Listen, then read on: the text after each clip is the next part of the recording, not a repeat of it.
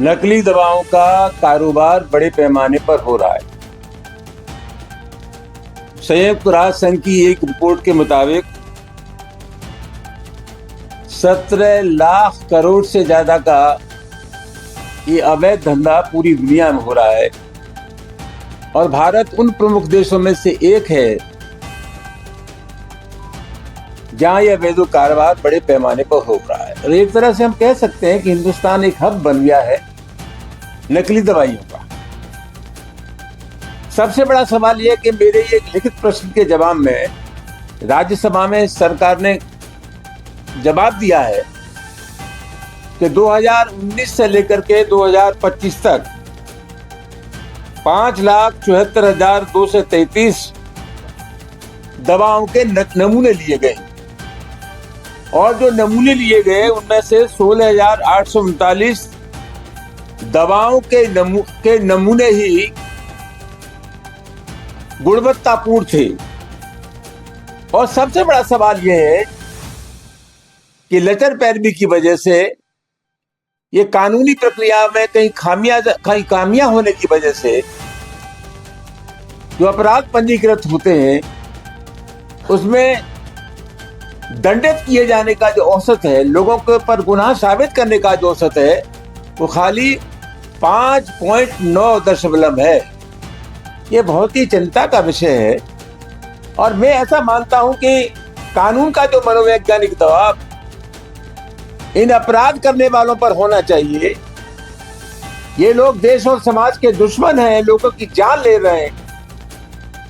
एक गरीब आदमी जिसने अपना जमीन जायदाद बेच करके इलाज कराया हो और इलाज कराने के बाद भी अपेक्षित परिणाम उसको न मिले हो तो आप उस परिवार की आर्थिक परेशानी का सहजी मूल्यांकन कर सकते हैं। तो ये मामला बहुत गंभीर है और मैं ये कहना चाहूंगा कि 1940 में अंग्रेजों के जमाने में इन नकली दवाइयों के सिलसिले में एक साल 2023 में इस एक्ट में संशोधन हुआ और संशोधन होने के बाद भी जो हम अपेक्षा करते थे कि इसका कोई दबाव बनेगा, वो दबाव नहीं बना लोगों पर। आज सबसे बड़ा सवाल यह है कि ये कारोबार क्यों फल फूल रहा है। इसलिए फल फूल रहा है कि तमाम दवा कंपनियां जिसमें सिप्ला लिमिटेड है, सन फार्मा है और तमाम दवा कंपनियां बड़े पैमाने पर भारतीय जनता पार्टी को चंदा देती हैं। ये घोषणा कुछ भी करे, लेकिन मैं ऐसा मानता हूं एक राजनीतिक कार्यकर्ता होने के नाते कि इस देश में जो बड़े अपराध हो रहे हैं उन अपराधों के लिए कहीं न कहीं सरकारी संरक्षण है। मैं दावे के साथ कह सकता हूं कि पूरे हिंदुस्तान में जो अवैध कारोबार हो रहा है उसमें कहीं न कहीं सरकारी संरक्षण है। मामला बहुत गंभीर है, ये जानलेवा काम है और इस काम में जो लोग लगे हैं उनकी जितनी आलोचना की जाए कम है। चीजों से निपटने के नाम पर, नकली दवाई बेचने के नाम पर लोग महज औपचारिकता पूरी कर लेते हैं। हम ये चाहेंगे कि जांच में हमें उन तथ्यों तक जाना चाहिए अंतिम रूप से इनको कहां से संरक्षण प्राप्त है, किनके इशारे पर इतने बड़े पैमाने पर अवैध कारोबार हो रहा है।